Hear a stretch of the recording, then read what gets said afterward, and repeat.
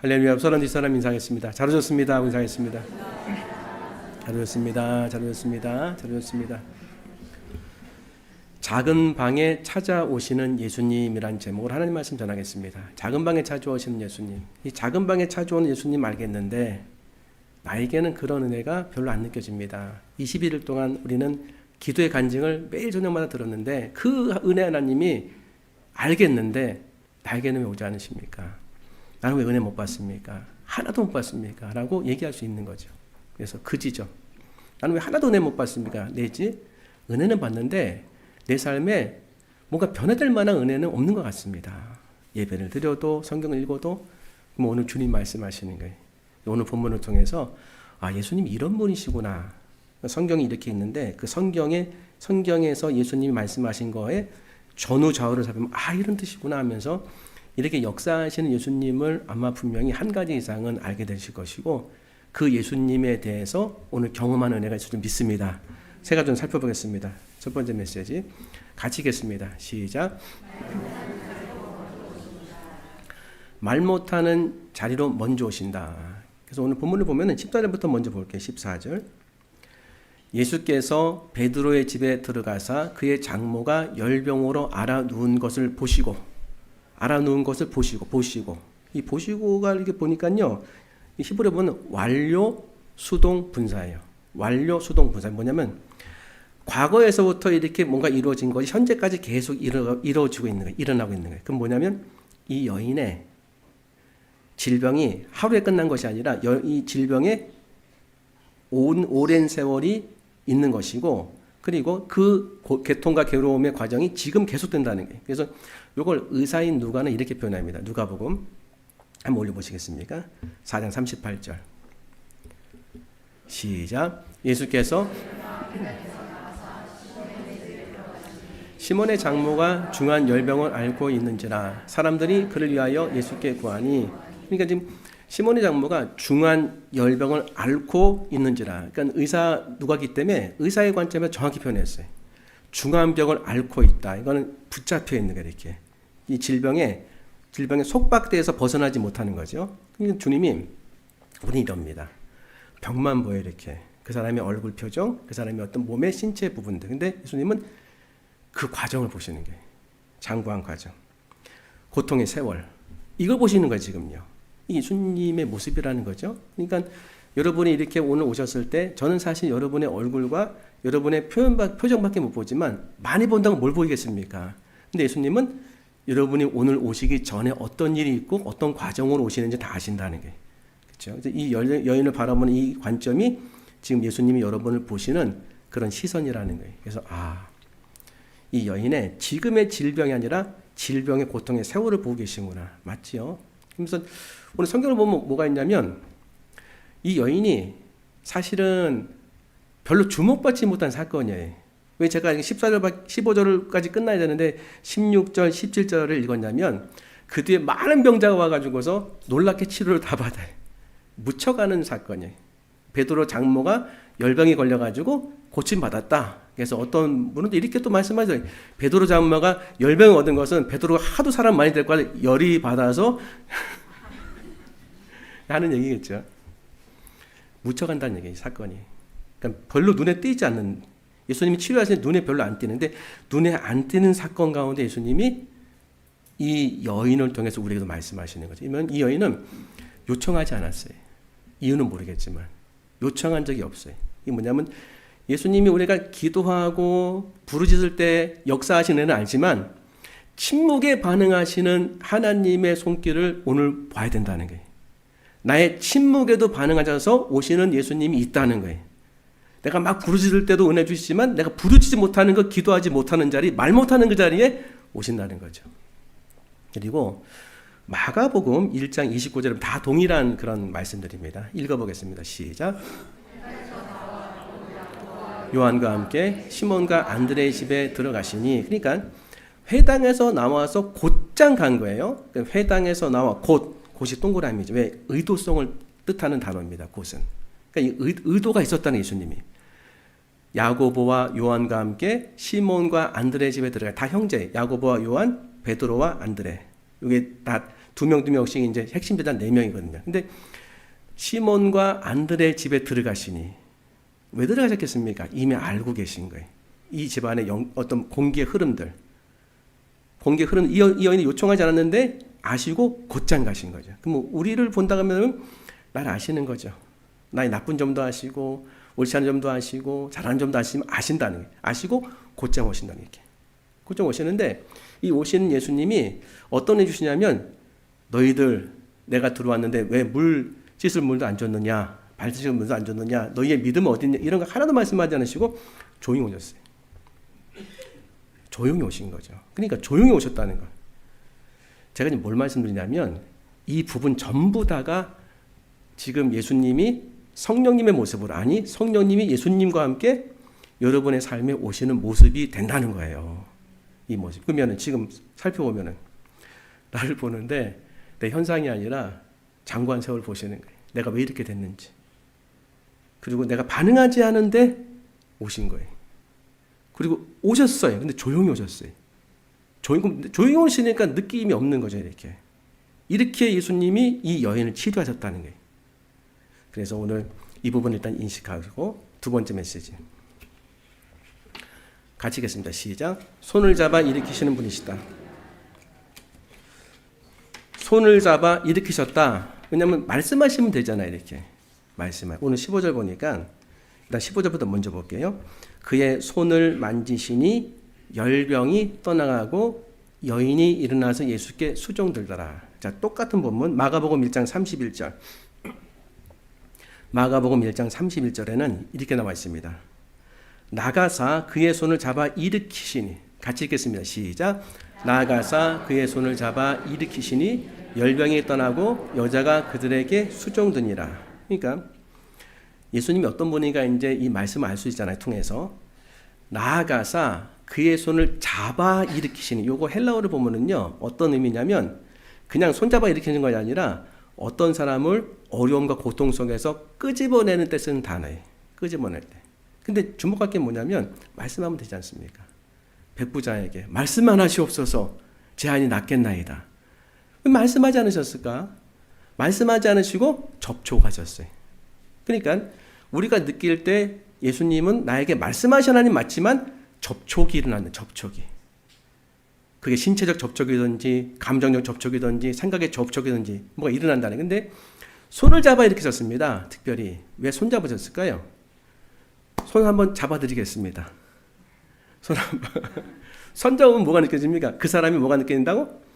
마음. 손이 따뜻하네요. 제 손이 찹니다. 제 마음이 찬 거 아니에요. 손을 잡았다는 것은 이 여인의 삶 속에서 아픔과 어려운 마음이 있다는 걸 아신 거예요. 말씀하시기 전에 손을 먼저 잡으셨어요. 이 여인이 지금 어디서 아프고 계십니까? 베드로의 집에 장모가 오신 거죠? 제가 다시 읽어드릴까요? 예수께서 베드로의 집에 들어가사 그의 장모가 열병을 하나 누운 것을 보시고. 그럼 여러분은 사위 집에 가서 아프면 은혜가 넘치시죠? 사위 집에 가서 엄청 아팠어요. 이거 이상하지 않습니까? 이거 좀 이상하다. 못 봤던 거네. 어떻게 나는 장모님 집에 베드로가 온 줄 알았어요. 처음엔요. 근데 보니까 베드로 집에 장모님이 오셨어요. 이거는 언밸런스한 거예요. 그만큼 이 여인의 이름도 나오지 않거든요. 삶이 어려움 가운데 있다는 것을 단적으로 알려주는 것이고, 그리고 이 여인이 누워있는 게 뭐겠습니까? 그 당시에 여인도 많이 이렇게 좀 천대받는 그런 성적인 어떤 그 기준이었는데, 그 당시에 누워있으니까 짐되지 않겠습니까? 그런 느낌, 오래됐다고 말씀드렸잖아요. 짐되고, 내가 부담된다. 사위 집인데, 그렇게 막 얘기를 하지 않았겠지만, 한마디로 이 여인은 마음이 아플 수 있다는 거예요. 이름도 없어요. 손을 잡아 일으키셨어요. 그러니까 예수님이 지금 나에게 오시는 부분이 말씀하기 전에 날 터치할 수 있다는 거죠. 지금 그거를 그쪽에 어떤 생각들을 열어놓으시라는 거예요. 이렇게 예수님이 나에게 접근하시고 인도하신 그 은혜가 있기 때문에. 그리고 더 나가서 보면은요, 병을 꾸짖으세요. 이렇게 병을 한번 볼까요? 누가복음 4장 39절 같이 읽겠습니다. 시작.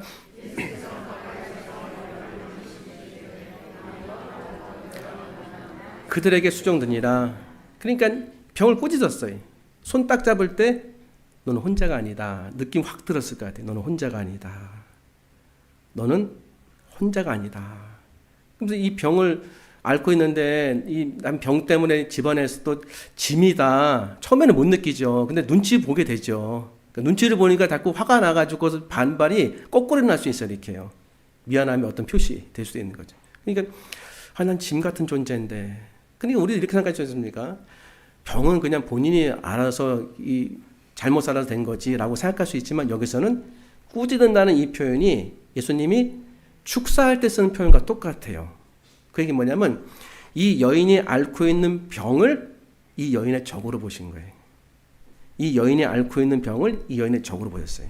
그 얘기 뭐냐면 지금도 우리가 앓고 있는 병을 예수님은 적으로 볼 수 있다는 거예요. 우리 이렇게 생각하잖아요. 너는 병을 좀 알아야 돼. 그렇게 보시는 거 아니에요. 이게 보고 너는 좀 아파야 돼. 그래 겸손해져. 그건 사람의 생각인 거죠. 예수님의 3대 사역 가르치시고 전파하시고 고치시다.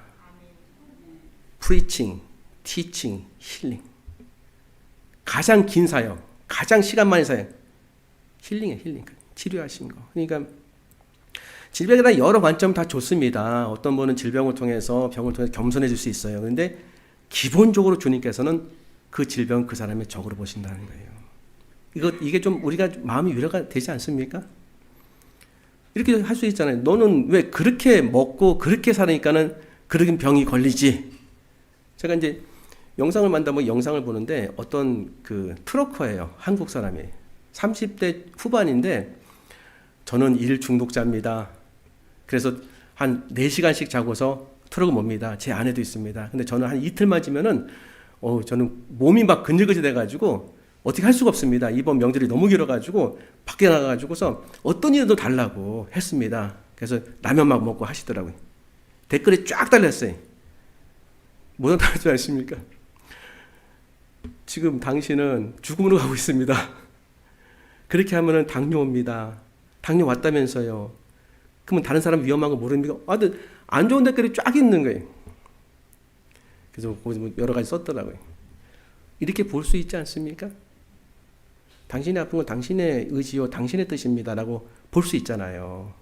예수님은 상당히 많은 곳에서 질병을 꾸짖으세요. 우리에게 없어져야 될 것으로 생각하시는 거예요. 그렇죠? 이 부분이 있습니다. 그리고 예수님께서 오늘 성경을 통해서 우리에게 주시는 그런 많은 은혜들이 있는데 그 중에 하나가 조용히 들어오시는 거예요. 조용히. 자, 이제 예수님에 대해서 알았어요. 알겠어요. 이제 알겠어요. 감사합니다. 그럼 뭐 통찰도 좋습니다. 마지막의 문제다. 세 번째 메시지 같이 읽겠습니다. 시작. 영적으로 죽은 사람은 은혜를 갈망하지 않는데 나에게도 그런 은혜가 있으면 좋겠습니다. 설교 듣는 거 감사합니다. 뭐 그런 교훈들 좋은 얘기라고 제가 듣습니다. 근데 나는 왜 이런 은혜가 없습니까? 라고 질문을 던지고 싶어요. 저도. 그때 주님이 이 본문을 보여주셨어요. 이 본문이 뭡니까? 내가 너희들이 침묵하고 말 못하는 곳에서도 함께 한다는 사실을 알고 있느냐. 그렇죠? 이 여인은 기도도 못했어요. 말도 못하고 누워 있었어요. 사위집에서. 얼마나 마음이 불편하겠습니까? 근데 그 가운데서 예수님은 곧 가셨어요. 하시고. 그리고 가셔도 어떻게 하냐면 가까이 가셨어요. 가까이 가셔가지고 그를 치료하셨습니다. 사실 이 가까이 가기 할 수 없을 수도 있어요. 왜냐하면 그 당시에는 여러 사람들의 어떤 반응이 열병의 어떤 원인과 증상이 해결되지 않았으니까 전염될 수 있잖아요. 여러분들 독감 걸리면은 할렐루야 하면서 인사 다 하시죠? 아니잖아요. 나 독감 걸렸다고. 이럴 수 있지 않습니까? 예수님은 가까이 가셨어요. 가까이 가셔가지고 이 여인을 손을 잡으신 거예요. 이런 은혜들. 그러니까 예수님이 지금 나에게 어떻게 하고 말 못하는 자리에서 예수님은 일하신다는 거예요. 지금 침묵했던 반응하지 못했던 부분에 오셨다는 거예요. 그럼 나는 이렇게 인식할 수 있는 거죠. 내가 말 못하는 자리가 있었을 텐데, 그죠? 이거 나 못합니다, 하나님. 어렵습니다. 그런 자리에 있었을 거 아니에요. 그다음에 반응도 못해서 반응도 침묵한 거예요. 기도하는데 기도할 수가 없어요. 기도도 안 나옵니다. 근데 이미 오셨어요.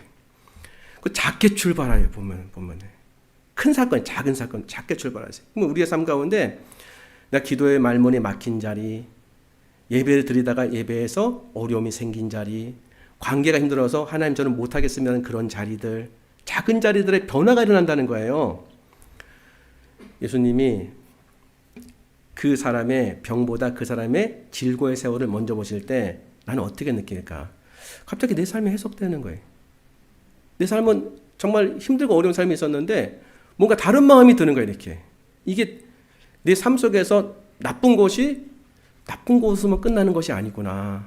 정말 합력해서 선을 이루는 거구나. 그래서 이런 생각이 들지? 내가 그렇게 아버지한테 맞고 그리고 어머니 아프고 했는데 그게 오히려 사람들을 알아가는 굉장히 통로가 되는구나.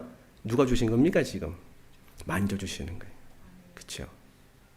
반응하지 않은 자리에서 왔어요. 반응하지 뭐 기도도 할 줄 모르는데 기도도 안 돼. 근데 갑자기 뭐가 느껴지는 거예요. 이렇게 곧 들어오셔서 오늘 왜 자꾸 예배를 드리고 싶은 마음이 들지? 오늘 왜 기독교 방송을 듣고 싶지? 그건 누가 역사하시는 겁니까?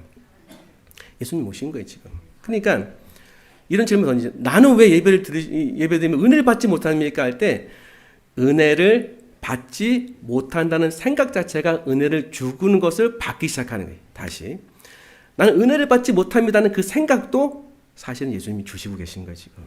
안 그러면 반응이 안 일어나요. 예수님의 인격 뭐 그런 게 무슨 상관이 있습니까? 예배도 안 드리죠. 근데 드리러 나오시고 뭔가를 이렇게 주목하시고 갈망하시는 것은 이미 내 마음속에 하나님이 주신 예수님이 주신 은혜를 내가 반응하고 있는 거예요. 그렇죠? 이 은혜를 알라고 주님이 말씀하시는 겁니다. 한 줄 돌아봐야 되는 거죠. 얼마나 내 삶에 이런 은혜도 있었는가. 작은 데에서부터 회복이 일어나는 거예요. 이 은혜 어떻게 받을 수 있을까요? 문제는.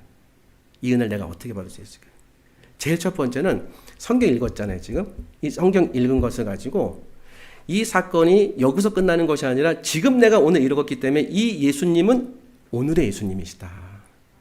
내가 이걸 믿음으로 받아들이는 거예요. 그러니까 예수님이 느껴지지 않고 하나님이 느껴지지 않아도 가까이 계시다는 것을 내가 믿음으로 받아들일 때 너무 기뻐하시는 거예요. 이 믿음을 너무 기뻐하시는 거예요. 눈에 보이지 않아도 가까이 계신 주님을 내가 믿음으로 받아들이기 시작할 때에 변화가 생기는 거예요. 그 다음부터 찾아보셔야 돼요. 한 주를 돌아보면서 내 삶에 어떤 은혜가 있었는지, 내 삶에 어떤 작은 일이 있었는지. 저는 이제 요새 막 이렇게 설교 준비하다가 기도하다가 머리가 복잡하면은 괜히 음식을 만들어 보고 싶다고 만들지도 못하는데. 그래서 이제 그 오징어채를 만들었어요. 오징어채를 만들어가지고 막 만드는데 뭘 막 집어넣었어요. 오징어채가 이게 뭉쳐지더라고요. 먹으니까 너무 짠 거예요. 화가 던졌어요, 이렇게. 버렸어요. 조금이랬어요. 그래서 좀 더 굵은 오징어 볶음 만들기로 했어요, 이렇게. 오징어 볶음 만들어가지고 잘 만들었어요. 이것저것 막 집어넣었는데 너무 짠 거예요. 버리려니까 버릴 수가 없고 비싼 거니까. 물에 딱 씻었어요, 이렇게. 다. 먹을만 하더라고요. 하면서 제가 느낀 게 뭐냐면, 야, 내 인생도 이렇게 엉망진창 된 적이 많은데, 주님은 안 버리시는구나. 막 엉켜가지고 실타래처럼 이렇게 막 뭉쳐가지고 그 욕심 때문에 제가 깨달은 게 뭐냐면 음식이 짜지는 거는 제 수준에서 뭘 자꾸 집어넣더라고요. 더 많이 맛있게 만들고 싶은 거예요. 넣지 말아야 되는데. 욕심의 어떤 결과물이더라고요. 내 인생도 이렇게 되는 거 아닌가. 뭐 자꾸 하다 보니까 뭉쳐가지고 팍 버리는 거예요. 근데 주님은 나를 버리지 않으시더라고요. 이렇게. 다시 세우시더라고요. 깨끗하게 만들어서 은혜 주시더라고요. 이런 은혜 없으셨습니까? 있으셨죠? 은혜는 이미 시작됐습니까? 안 됐습니까? 됐어요. 그러니까 은혜를 받는 것은 예수님이 지금 가장 가까이 계시다는 것을 믿음으로 받아들이는 거예요. 그리고 작게 출발한 지점에서 변화를 살펴보는 거. 아, 이거 주님이 하셨구나. 내가 침묵한데도 반응이 일어난 것은 주님이 주신 거구나. 말 못하는 자리에서도 지금 역사가 일어난 것은 주님이 지금 나에게 함께 하시는 거구나. 자, 그러면 이제 내가 힘을 좀 내려놔야 돼요. 이 여인은 아무것도 못했어요. 기도도 못하고. 그러니까 누워만 있었습니다. 그때 주님이 오신 거예요. 우리도 이럴 필요가 있습니다. 내가 주님이 좀 하시려고 해도 너무 내가 이렇게 내 힘으로 사는 거 이렇게 똘똘 뭉쳐서 바쁩니다. 주님 나중에 좀 오세요. 할 수 있는 거죠. 근데 주님 못하겠습니다 하는 소리가 나와요. 주님이라고 얘기도 못하겠습니다. 하다가 못하는 거죠. 그럼 그때 뭐 하면 된다? 작게 기도하시는 거예요. 작은 기도를 주님은 딱 붙잡으시더라고요. 딱 붙잡으셔가지고 그걸 기회를 삼으셔가지고 은혜를 주시더라고요. 내 삶의 하루 돌아보면서 하루에 한 번 정도는 단 1분이라도 내 시간을 주님께 드리는 거예요. 얼마나 기뻐하실까요? 삶이 회복되지 않습니까? 이런 은혜를 이미 주시기 원하고 주시고 계십니다. 그러니까 오늘 결정하시는 거예요. 주님, 제가 주님 가까이 계신 걸 제가 받아들일게요. 아마 지금서부터 마음의 평안을 주실 거예요. 그리고 지금서부터 깨닫게 하시고, 지난주 이게 이렇게 생긴 것이 예수님이 주신 은혜였구나. 예수님이 나를 깨닫게 하신 거구나. 내 손을 만지신 것이구나. 내 마음을 타치하신 거구나. 내가 이런 일에 일어난 것은 예수님 앞에 은혜를 받은 하나의 모습이구나. 알게 되시는 거예요. 그때부터 여러분의 인생은 달라질 겁니다. 그래서 오늘 예수님 붙잡으시고 힘을 내시고 어떤 일이 있어도 주님이 함께 하세요. 지금 도와주시려고 오신 겁니다. 손을 잡으셨어요. 그 손을 뿌리치지 마시기 바랍니다. 계속해서 놀라운 일이 날 줄 믿습니다. 기도하겠습니다. 하나님 감사합니다. 오늘 예수님을 말씀드렸습니다. 예수님 이 시간 함께한 줄 믿습니다. 우리의 마음을 어루만지시고 작은 은혜로부터 출발하시는 예수님, 모든 성도님들이 큰 은혜로 작은 은혜로 주님께 영광 돌릴 수 있도록 인도하여 주시옵소서. 감사하며 예수님 이름으로 기도합나이다. 아멘.